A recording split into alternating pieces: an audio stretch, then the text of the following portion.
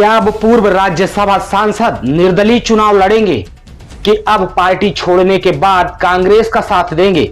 यह तो आने वाला वक्त ही तय करेगा। अजय प्रताप सिंह के पार्टी छोड़ने के बाद इस लोकसभा चुनाव में कितना फर्क पड़ेगा, यह तो आने वाला वक्त ही तय कर पाएगा। फिलहाल दो पूर्व सांसद आमने सामने हैं। राज्यसभा सांसद के आरोपों का जवाब देने सामने आई पूर्व सांसद श्रीमती रीति पाठक। पार्टी कहती कुछ है, करती कुछ है।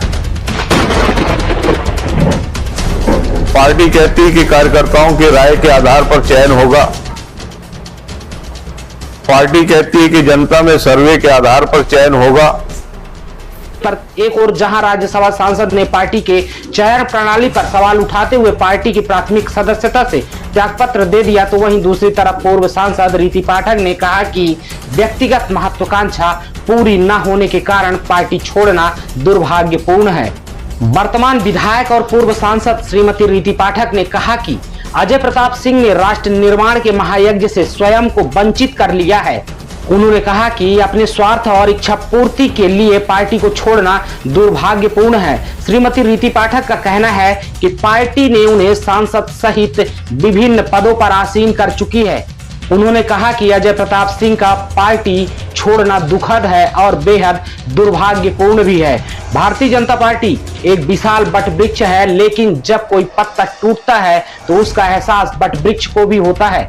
भाजपा को उनके जाने का दुख है। उन्होंने किन परिस्थितियों में पार्टी छोड़ने का निर्णय लिया है यह तो मैं नहीं बता सकती, लेकिन उनका यह निर्णय भारतीय जनता पार्टी के निष्ठावान कार्यकर्ता के अनुरूप नहीं है। उन्होंने कहा कि आज देश में एकमात्र भारतीय जनता पार्टी आदर्श दल बनकर उभरी है। इसका नेतृत्व आदर्श बनकर उभरा है।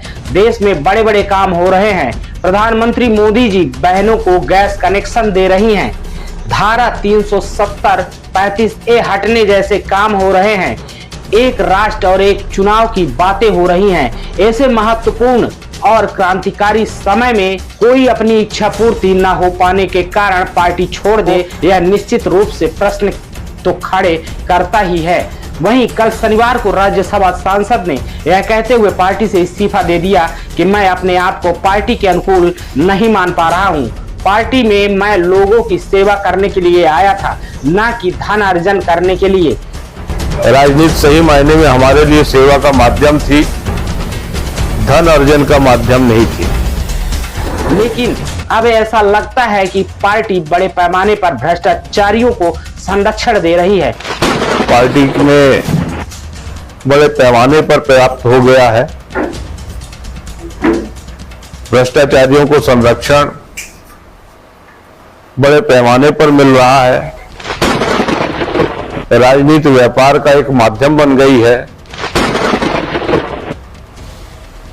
अब बल्कि ऐसा कह सकते हैं कि पार्टी राजनीतिक व्यापारियों का अड्डा बन गई है।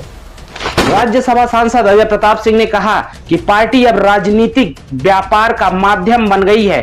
मैं इसलिए खुद को पार्टी के अनुकूल नहीं मान पा रहा हूं और अब पार्टी राजनीतिक व्यापारियों का अड्डा बन गई है। यह कहते हुए अजय प्रताप सिंह ने पार्टी की प्राथमिक सदस्यता से त्यागपत्र दे दिया। वहीं राज्यसभा सांसद अजय प्रताप सिंह के पार्टी छोड़ने के बाद अब राजनीतिक गलियारों में हलचल मची हुई है और लोग ये अनुमान लगा रहे हैं कि पार्टी छोड़ने के पीछे कहीं इनका निर्दलीय लोकसभा चुनाव लड़ना तो नहीं है, कहीं पार्टी छोड़ने के पीछे ये वजह तो नहीं है कि इन्हें टिकट नहीं मिला इसलिए ये पार्टी छोड़ दिए। वैसे अजय प्रताप सिंह ने ये भी कहा कि पार्टी कार्यकर्ता पार्टी जो कहती है वो करती नहीं है। पार्टी पहले सर्वे करवाती है, कार्यकर्ताओं से विचार विमर्श करती है, लेकिन बाद में पार्टी जो सर्वे पार्टी में होता है और जो विचार विमर्श करती है पार्टी उस पर अमल नहीं करती और पार्टी अपने मनमानी रूप से अपना काम करती है। इसलिए मैं अब पार्टी के अनुकूल नहीं हूं, यह कहते हुए राज्यसभा सांसद ने इस्तीफा त्यागपत्र दे दिया। तो अब क्या